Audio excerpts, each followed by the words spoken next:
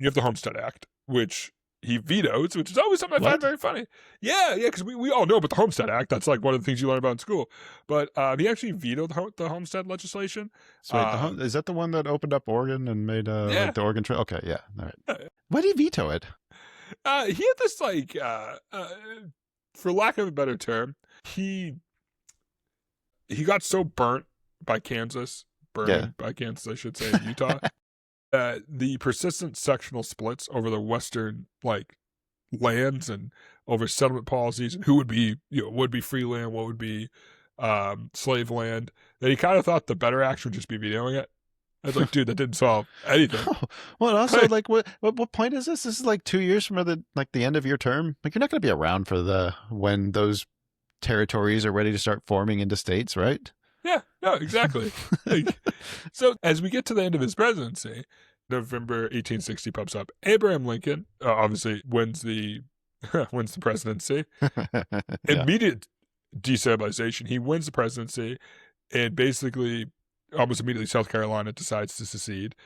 We all know this part of the story. We're now at the beginning of the Civil War. But there's one last thing he does while he is in office, because he's in office till March 4th. So that means he has one more annual message, what we would call this, the State of the Union, to Congress. And that occurs on December 3rd, 1860. And for the first time, we see Buchanan not just be spineless. He very aggressively declares that secession is not a constitutional right. He calls it he calls it a revolution.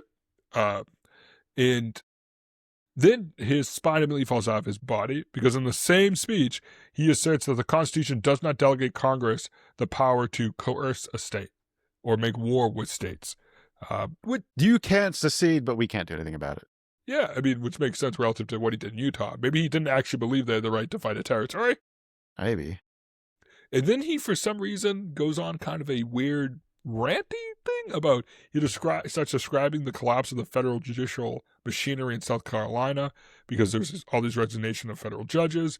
It notes that the limited statutory tools available in orders basically federal forts to, this is after we start seeing combat. He basically is like, we need more tools. Congress, can you give us more tools to make the judges be judges again? And Congress like, yeah, war, dude, what are you talking about? And he orders the federal forts to act strictly in self-defense if attacked. Basically was like, yeah, no, let them do whatever they want. It just immediately, like, people at the beginning of the speech are like, December 3rd, 1860. December. So you still got 3 more months before Lincoln's going to even take command? Oh, yeah. I did not realize that this is how...